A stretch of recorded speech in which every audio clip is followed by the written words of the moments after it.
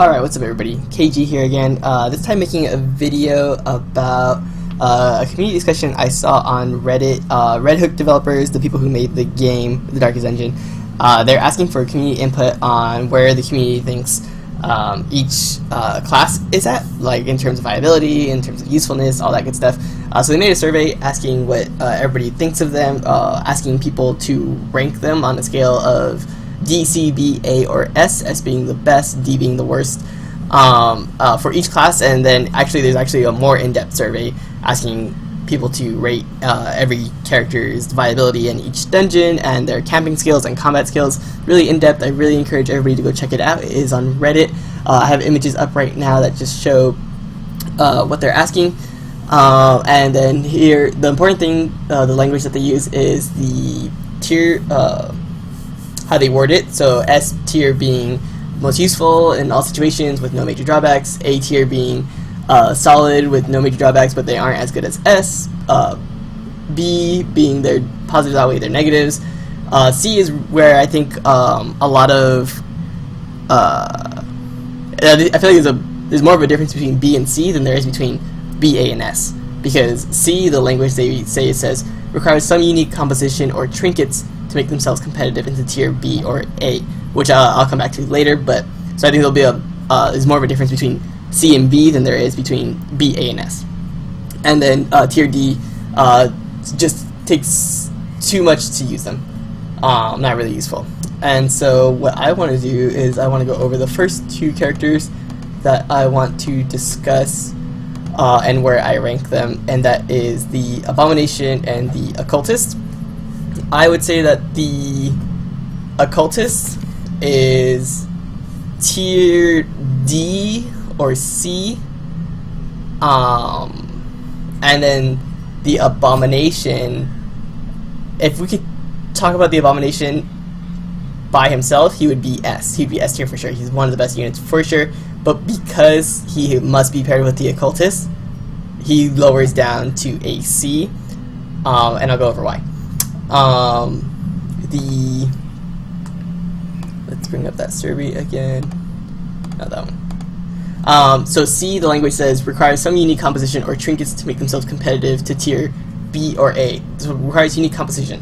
So that is the Abomination is just locked into being with the Occultist if you're going to use a healer, which I would say the majority of the dungeons that you're going to go to require a healer. And so because of the survey, the language in their survey says requires unique composition, and while Darkest Dungeon is a game of unique composition, like that's just the inherent nature of the game, because you put together a team of 4 and you put together the skills and everything. But because the Abomination is so limited in his choices that he must be paired with the Occultist, I would say that lowers him down to a C, even though I think his skills are great. You can put him in slots 3, 2, or 1, I think.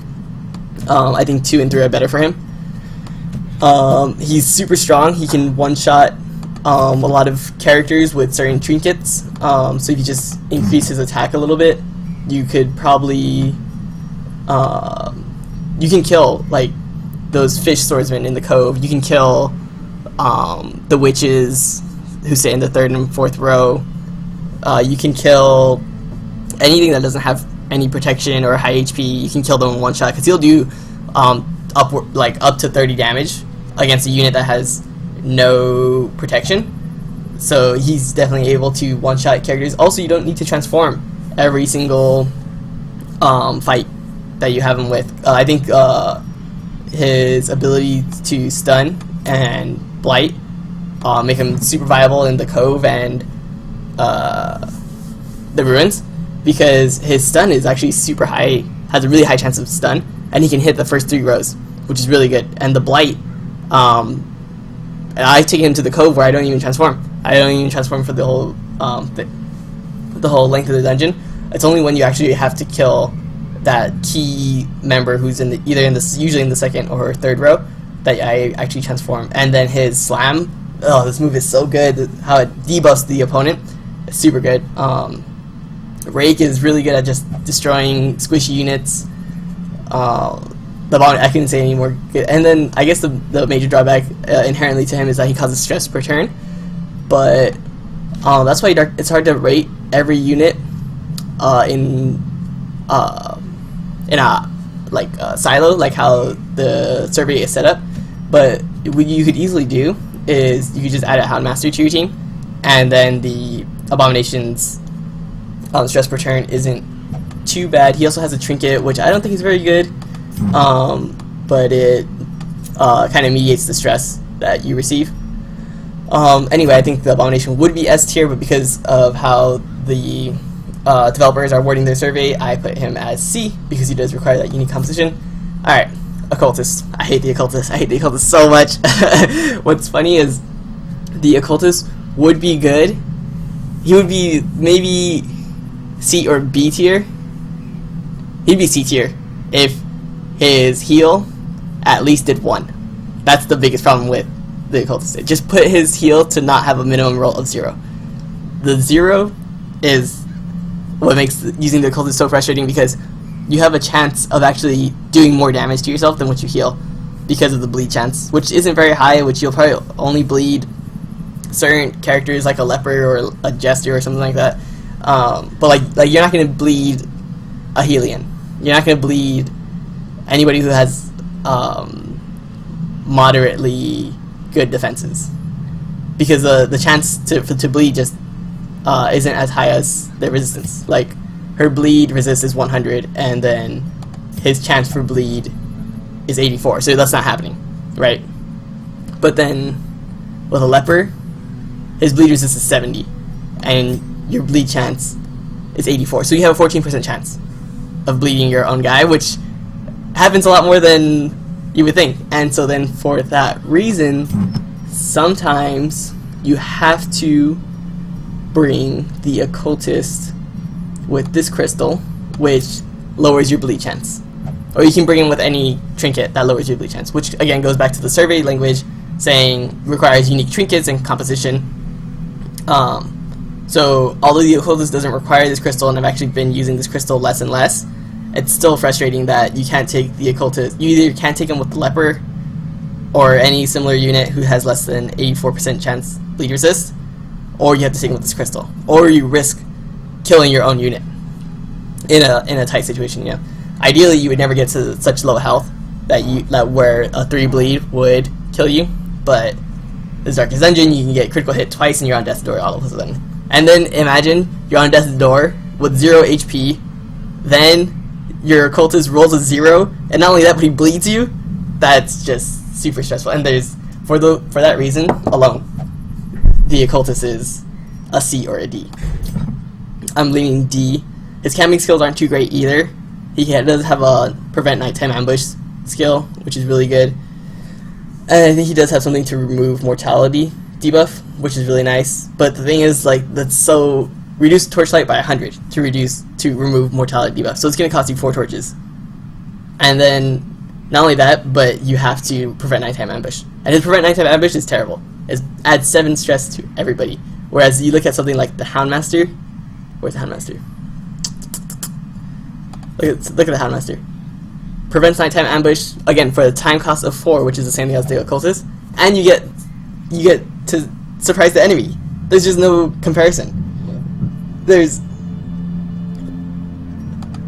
like, and then I guess the Occultist's like main thing is that he's offensive as well as has a chance to heal, and he has the debuffs, which the Vestal, who we're largely comparing him to because they were the only 2 healers of this game, the Vestal is very weak, right? And the Occultist is very good against Eldrix, which a large portion of the game's enemies are. On top of that, he has the Weakening Curse and the Vulnerability Hex, which provides him with good team synergy. So for example, like I said, add a Houndmaster to your Abomination team. Houndmaster works great with the Occultist because the Vulnerability Hex will mark the enemy, and then the Houndmaster can capitalize on that. And then the Houndmaster provides the, I think it's called Cry Havoc, which heals the entire party of stress, or has a chance to, whereas like the Jester his loot only heals one target on your team. But anyway, so the occultist does have very good offensive capabilities against Eldrix, and then the occultist, you would think. So the problem I have with the occultist is his demon pool, right? You would think that's really good for a team with a leper, because leper can only hit first 2 slots. But then you can't pair the occultist with a leper because you have a chance to bleed him.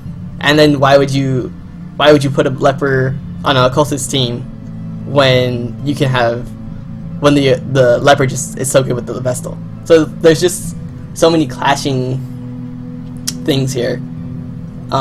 Weakening Curse is actually really good in areas that have it's really good in the Warrens and in the Wield against like the Giant or against the Pig Spear, anything like that.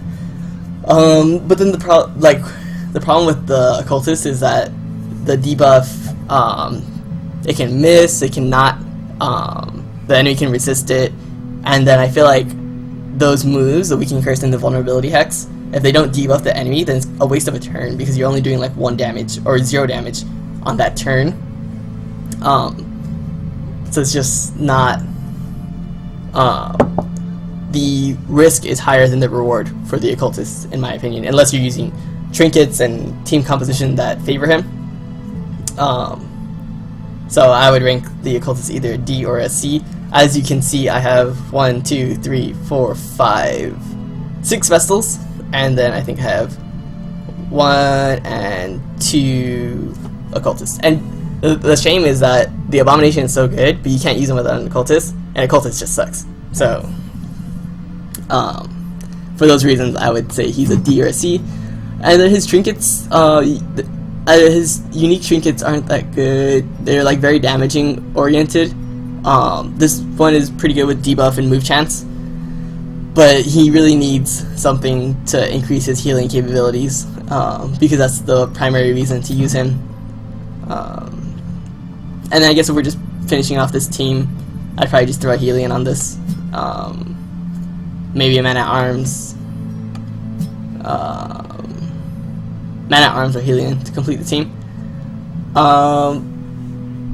Yeah, but I think the occultist would be a D. Abomination would be S tier if it wasn't for his need for the occultist.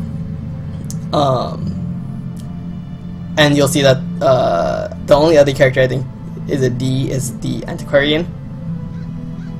And then I'll go over some other characters later on. I really encourage anybody to check out the survey and to discuss what they would classify each character class as, whether it be S, A, C, S, A, B, C, or D. I want to make a video about each character class, going over these and why. Really super excited to see what the developers do with it, to see if they buff, nerf some characters. I think it's very needed. Houndmaster and Helion I think are just too good, and then characters like the Occultist and the Antiquarian I think aren't good enough. Alrighty, well that will do it for discussing the Abomination and Occultist. Let me know what you guys think of the Occultist and the Abomination, and I'm looking forward to discussing more. I'll see you guys.